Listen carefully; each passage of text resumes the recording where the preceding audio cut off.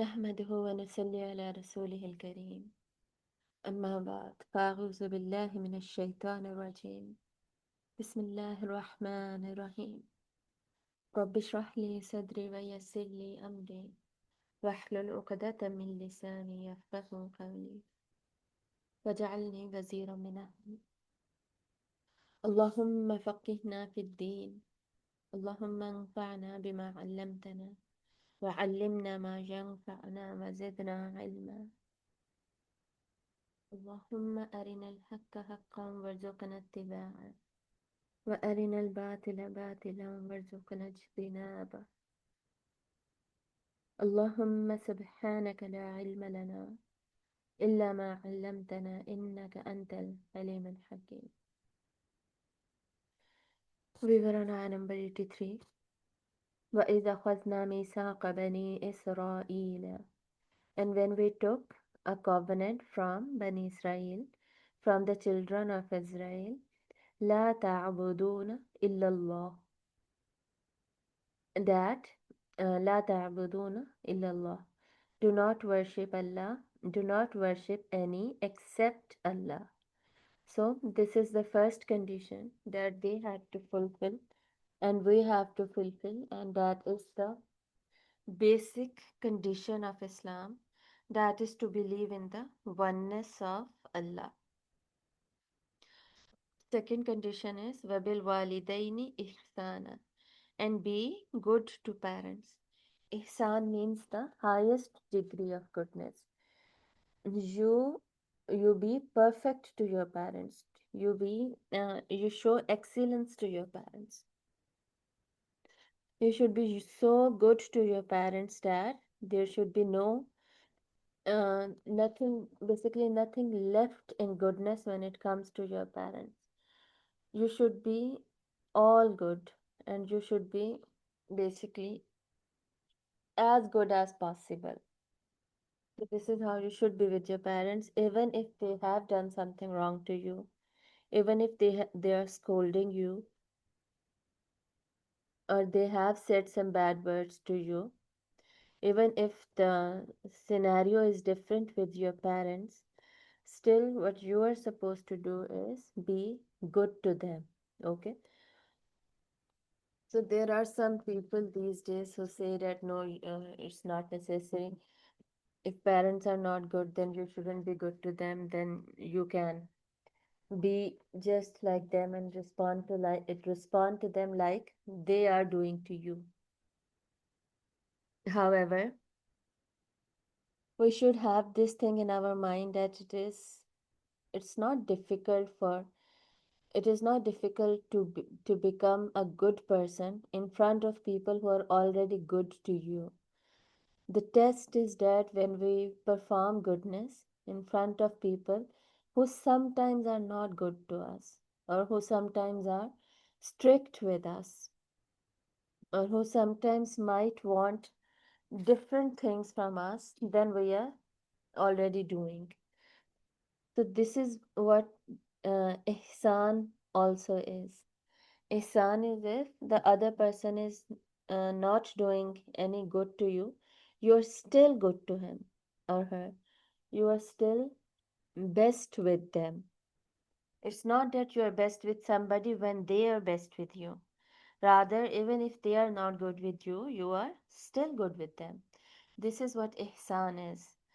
So parents are the one who are deserving of our best manners and our best ikhlaq, as best as it can be. So if there are some things that parents need to understand and parents need to change about themselves, then definitely there are steps that can be taken. There are things that can be communicated to them. The other parties can be involved, and they can talk to parents and put some sense inside them, etc., etc. So just rejecting them or talking in front of them or raising your voice in front of them, these are not the solutions, and we shouldn't be stooping down to that level. Instead, We should be handling situation in the best possible way, even if it is made worse by parents. Okay, so these are some things that we do not take care of these days, especially these days. So how good a person can be if he's good with the people who are already good with him. How good a person can be.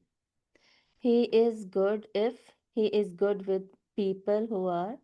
He would be noble if he has best character with people who are not good with him. This is what his test is. This is how his manners, his character can be measured. Okay. So wabil walidaini ihsana. Walidaini means both parents. Okay. So with both parents you should be ihsana. You should be uh, showing excellence to both the parents. And showing excellence means basically in everything, whether you're speaking to them or you're looking at them or you are serving them or you are spending time with them or you are buying something for them, etc. Anything.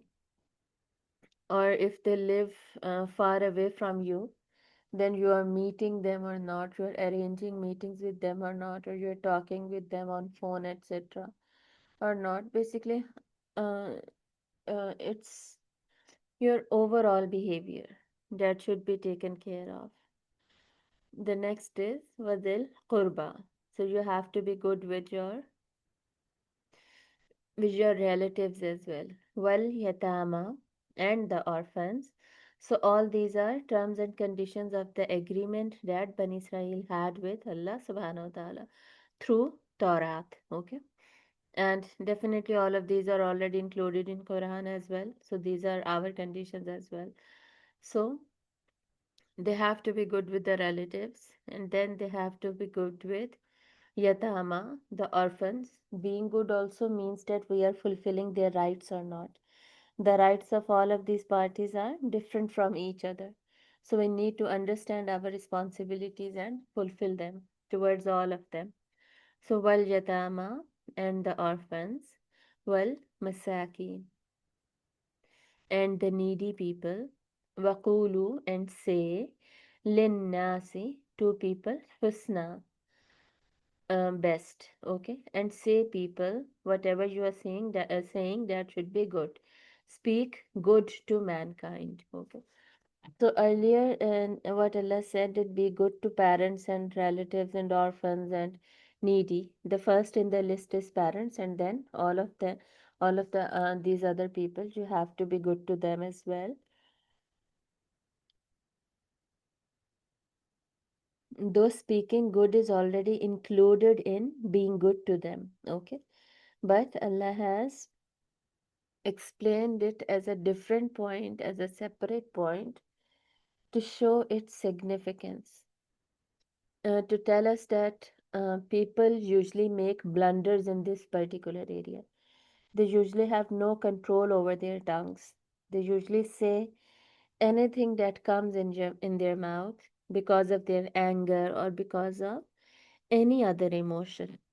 So, being good basically means you are good with your words as well.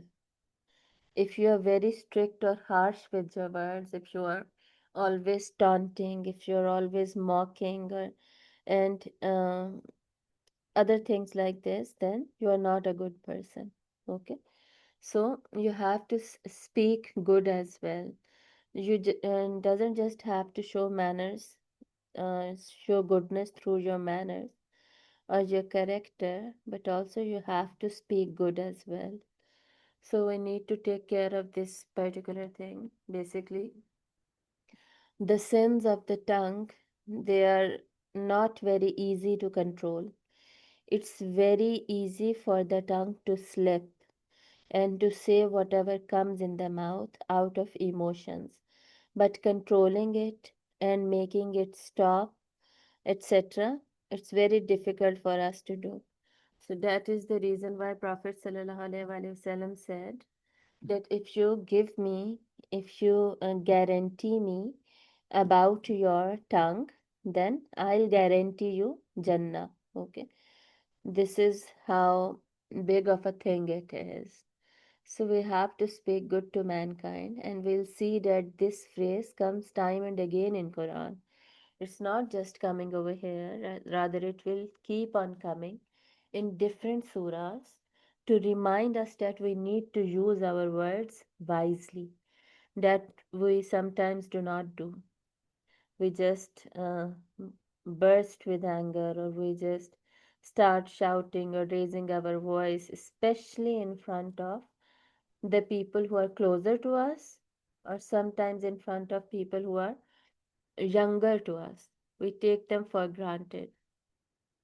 So we are not allowed to take anybody for granted, whether they are elder to us there or they are younger to us, or whether they are related to me, they are closely related to me, or they are not. I'm supposed to be speaking good. Like, for example, there are people who, when go to offices, they're fine with others, but when they are at home with kids, they're usually shouting, or when with their spouses, again, they are not in good mood, and they're shouting always. So this is not something. This is not what this ayah is speaking about, basically. And you are not following this ayah if you are doing this. So we have seen many people behaving like this, and this is not how it should be. There are people who speak so harshly that they do not even understand that this is what they are doing. This is and this is how they have become now. It becomes difficult for them to even understand themselves.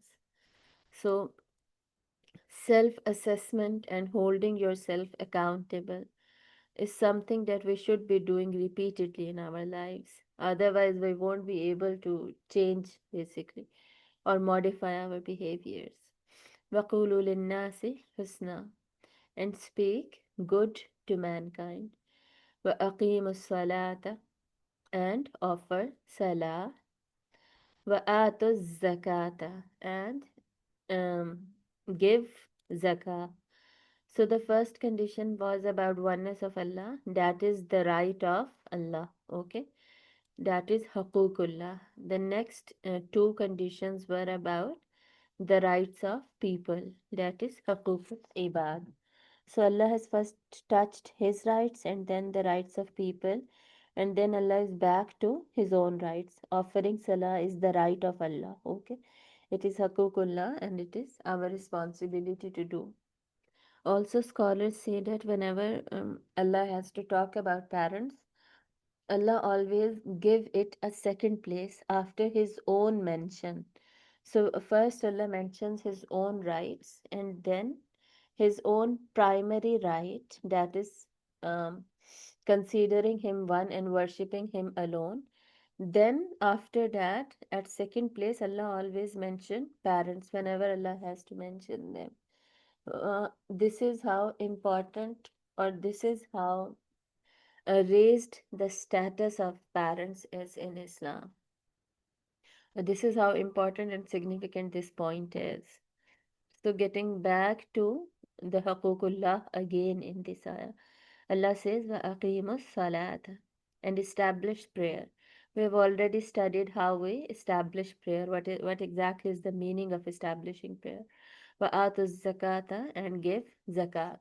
So these two conditions, basically, these itself are individual rituals, individual ibadah that we have to do. But I have already told you that these two also represent their own categories as well. Like as-salat is a physical worship, while az-zakat is monetary worship. So the physical worship, all other kinds of physical worship are also represented by a salat over here. Okay. And a salah basically comes on top of them. And when a salah is mentioned, it means that all other physical activities comes after it. And we have to take care of all of them as well. Then number two is wa'atu zakata, and give zakat. It means that all other monetary worships that come under this category are represented by zakat, are headed by zakat. So if we are giving zakat, then we have to take care of them as well. That is also one of the reasons that scholars say that Allah mentions Salah on one hand and Zakah on the other hand, because they both represent their own categories fully. Like, for example, Rosa is also Farz, fasting is also Farz, and it is pillars of Islam as well. But it's usually not mentioned like this. Why? Because it just falls under one of these categories. It falls in the first category. Okay, this is the reason why. So it's not that we can ignore fasting or we can ignore Hajj or other rituals. Rather, they fall in either in physical worship or in monetary worship. ثُمَّ تَوَلَّيْتُمْ, then you turned away. So Allah took this covenant from Bani Israel, but what did they do? What was their response? Allah is talking about their response now, that they turned away. Illa qalilam minkum, except for the little from amongst them.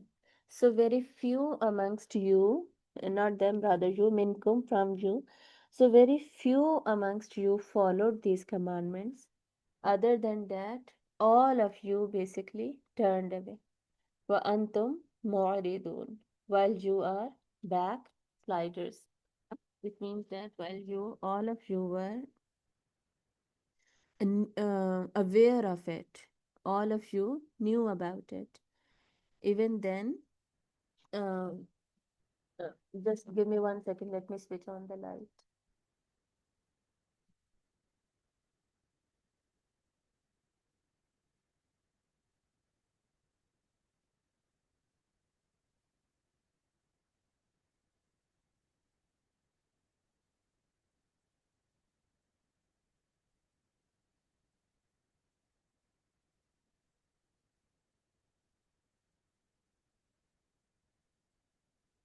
One second. Yes.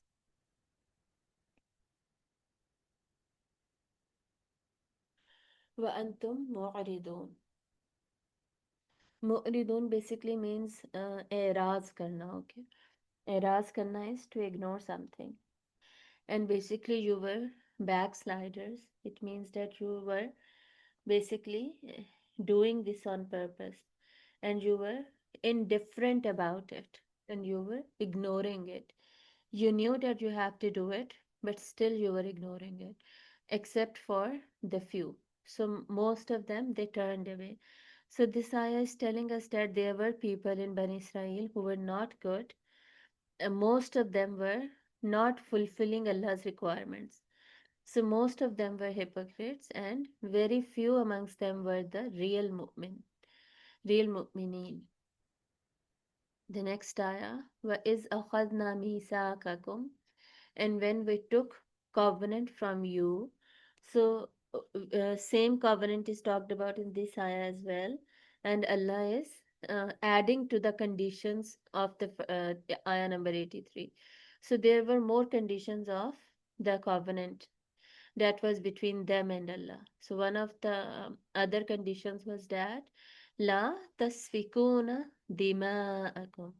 La, not tasfikuna, you will spread dima'akum, your blood. So you're not allowed to shed your own blood. It means that you will not kill each other. You will not fight with each other and you will not kill each other. Bani Israel, they cannot fight with each other. Okay. Then again, the next is wala tukhrijuna, and you will not expel anfusakum, yourselves, min diyarikum, from your homes, and you will not expel yourselves from your home. It means that other Bani Israel, other Israelites. So you will not expel each other from your homes. You will not expel other Israelites from their homes. So you're not allowed to fight amongst themselves. Remember that there were 12 tribes that were coexisting, that were living together. So you cannot fight amongst each other. Usually people won't fight between um, um, between their own tribe, rather they would fight with other tribes. Okay, like for example, there are 12 tribes, that then they might fight with each other for power or for any other resources. So do not shed blood, and do not expel each other and from their homes. So even if you, and there are certain disagreements between you, between, for example, between two tribes of Israelites, then uh, you cannot shed their blood. You can talk to each other. You can sort out disagreements by sitting down, by arguing about them, by talking about them, by talking them out, etc. There can be other solutions of making up with each other, but you are not supposed to be shedding blood. Okay, and also you cannot expel each other from your houses. It basically also means that you have to stay united. If you will not stay united, and if you will not coexist peacefully, then other people will become powerful over you, and they will be able to take benefit of the situation. So it is same with in these days as well. When we keep on fighting amongst ourselves, then the enemy takes benefit. This is also the reason why these uh, basically we are made to, or just like we say that these disagreements are blown out of their proportion between us Muslims, like between Shia and Sunni, or among Sunni sects between um, these Barelvis or Deobandis or Ahle Hadith, etc. So things are basically blown out of proportion by the people who want that Muslims always keep on fighting with each other. And what Muslims do is they give contradictions so much emphasis and so much focus that they forget about the similarities, and they just keep on fighting. When they keep on fighting with each other, they become weak, they become internally weak, and the enemy, they can easily strike on them, and they can easily overpower them. This is what happens always. And this is the reason why Allah is asking them, even if you are 12 tribes, even if you are divided into 12 tribes, you are not allowed to fight with each other. And you cannot kill each other, and you cannot expel each other from houses. You have to coexist with each other, and you have to demonstrate unity. Okay, so we are learning that how important coexisting is, or how important unity is.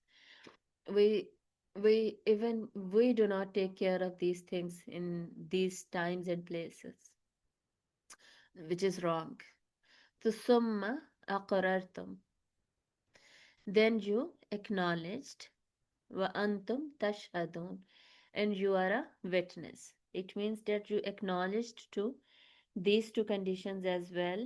You took pledge about these conditions as well, and then you are a witness to it as well. So, but what happened next is, Summa, then, Antum, you are the people, Haulai, those who taqtuluna, you kill Anfusakum, yourselves. So, you are the people who killed yourselves, who kill yourselves. So, basically, you didn't follow the commandment in the previous ayah. Rather, you preferred killing each other. And also, وَتُخْرِجُونَ, and expelling fariqan, a group, minkum, of you. And also you expelled some of your people, min diyarihim, from their homes. So you expelled a fraction of you from their homes as well. So this is what you do. You basically didn't follow the commandment, rather you did exactly opposite. So tazaharuna alayhim بالإثم والعدوان. تظاهرون basically means to support each other, to giving each other your support and backing them up, basically. This is what it means. So تظاهرون عليهم, and supporting one another against them, بالإثم, by sin, وَالْعُدْوَانِ by and transgression. So you knew that this is sinful. What you are doing is sinful, and what you are doing is transgression. You are crossing the boundaries and you are being disobedient to Allah when you are supporting each other in this matter. You are basically aiding one another in sin and aggression when you do this. So, وَإِن يَأْتُوكُمْ أُسَارًا, وَإِن and if يَأْتُوكُمْ they come to you usara as captives. So if they come to you as captives, it means that the people of other tribes, the Jews of other tribes, if they come to as captives, how would they come to you as captives? It means that the enemy, he has taken benefit of your situation now, and he has caught some Jews and he has made them prisoners. Or it also means that if you have expelled the Jews out of the cities and they have moved to other city or other country, over there they are caught now and they have become captives. So basically the Jews of you belong to one tribe, and the Jews of other tribes somehow have become captives to your enemy now. Okay, so what do you do? Tufaduhum. Tufaduhum means you would ransom them. Fidya dena, okay? So you would ransom them. Wahuwa muharramun alaykum. Although it was forbidden to you, ikhrajuhum, their expulsion. So already their expulsion was forbidden to you. Already Allah said that do not expel them from their houses.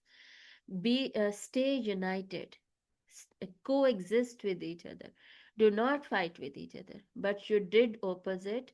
You expelled each other from your houses, and when you were caught by the enemies and they made you prisoners, now what you are doing is you are basically giving them ransom to make them come back to your society, or make them come back to the tribes of Jews. So basically, Allah is saying that when Allah forbid you from doing one thing, you didn't follow Him. But now, when they have been caught by other people, then you are paying ransom for them. Now, since they are captives, now you are paying ransom for them, and you are basically you want them back now. So usually this happens. We understand this point that my children, I can say whatever I want. I can scold them, I can snub them, but I wouldn't like other people to do it. Especially if somebody is my enemy. If there is my enemy, somebody I do not like, and they scold my son, then I wouldn't like it. No matter what I do with him, but I wouldn't like that the other person do the same thing. So this is exactly what is happening over here. So they are being bad to each other. They are doing to each other what Allah asked them not to do. And then when other people get involved, and they do bad to you, then you are hurt, and then you want your people back and you want to protect them. This is what is happening basically. It also happen these days. For example, when somebody has gone to a country, for example, a Gulf country, some Muslims, some Pakistanis have gone to Gulf, and for some reason they're caught and put into jail. Then nobody will see why, whether they are Barelvi or they are Deobandi or they are Shiites or whatever they were. What would Pakistani government do? They usually try to get them out of the jails for no matter what they have to do now, or what they have to talk, uh, uh, what the terms and conditions that they agree to each other, or whatever that is, they basically talk to each other and they want their people out basically. This is then they become sensitive. This is what is talked about over here as well. So أفتؤمنون ببعض الكتاب. So uh, do you, is basically a question word. Means do or what. Basically it's question word. Afa tu'minuna. Do you then believe ببعض الكتاب in part of the book وتكفرون ببعض and disbelieve in the بعض. So basically what you are doing is you are believing in one part of the book, i.e. you are following one commandment of Allah and you are rejecting other commandments of Allah, i.e. Allah asks you to not fight and not expel each other, but you disobeyed Allah. But now, when they are being captives, now you are obeying Allah and you want to protect your people and you want them back. Now you are good with them. So, on one side, you are obeying Allah, and on the other side, you are not. Basically, what you are doing is you pick and choose. You pick to obey when things suit you, and you pick to or you choose to disobey when basically you do not want to do something. There is a commandment that you do not like, so you just pick to disobey Allah in it. So this is what Allah is saying, that picking and choosing is not allowed. When you have entered the faith, you are supposed to do each and everything that Allah is saying. People usually say that there is no compulsion in religion, la ikraha fid din. But this is not what its tafsir is. La ikraha fid din. Sorry. La ikraha fid din basically means that there is no compulsion in entering the religion.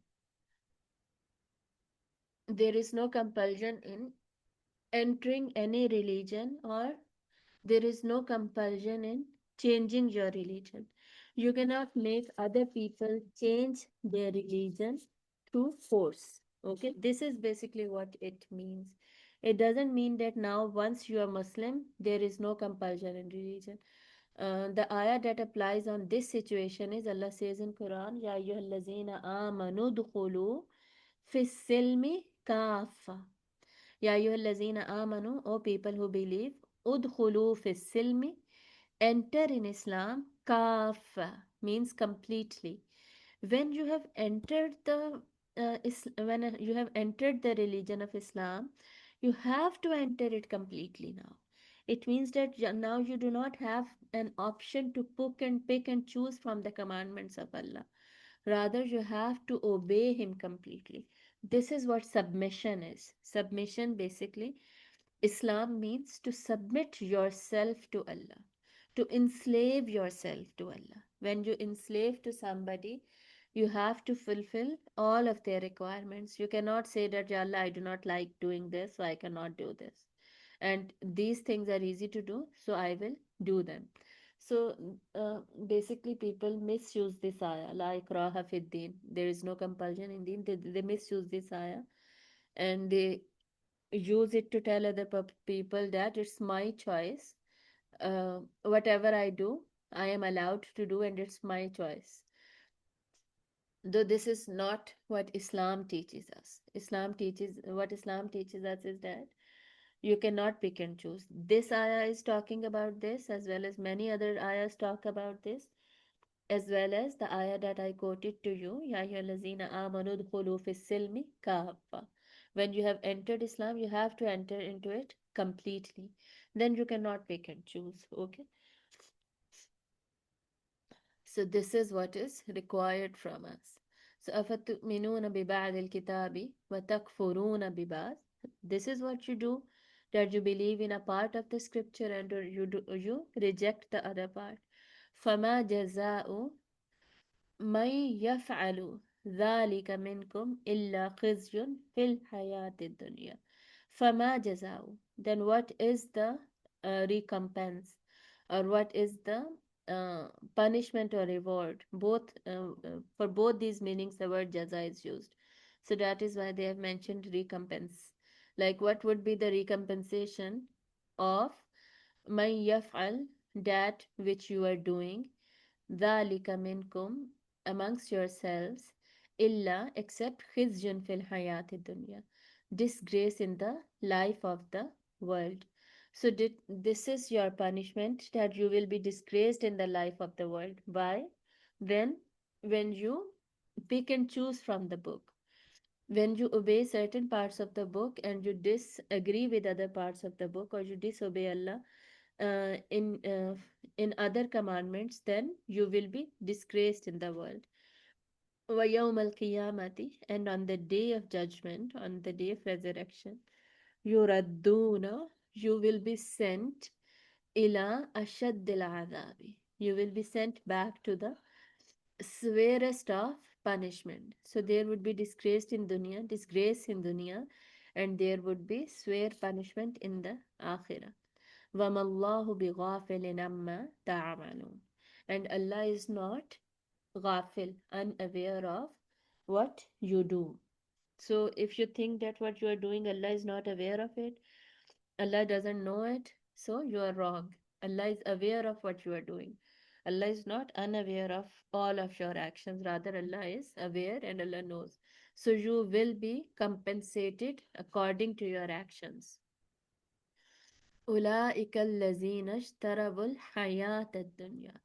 Ulaika, these are the people, allazina, these are the people who ishtarabu, they have bought al hayat ad dunya, the life of the world, bil akhirah, uh, for the akhirah, for the hereafter.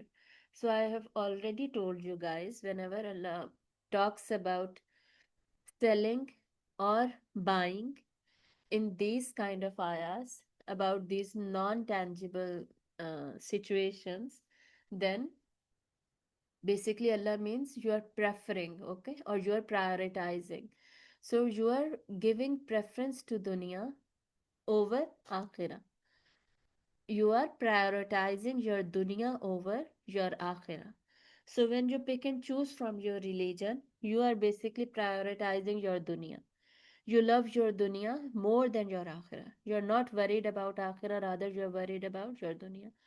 فَلَا يُخَفَّفْ عَنْهُمُ الْعَذَابُ, then the punishment will not be lightened. خَفَّفُ تخفيف करना, to lighten. So the punishment will not be lightened from you, from them, anhum, from them, وَلَا هُمْ يُنْصَرُونَ, and they will not be helped.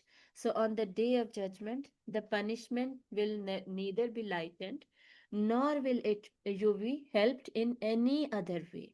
So whatever you have done in this dunya, Allah is aware of it, and you will be dealt accordingly on the day of judgment. So there is no forgiving on the day of judgment. You have to ask forgiveness in this dunya.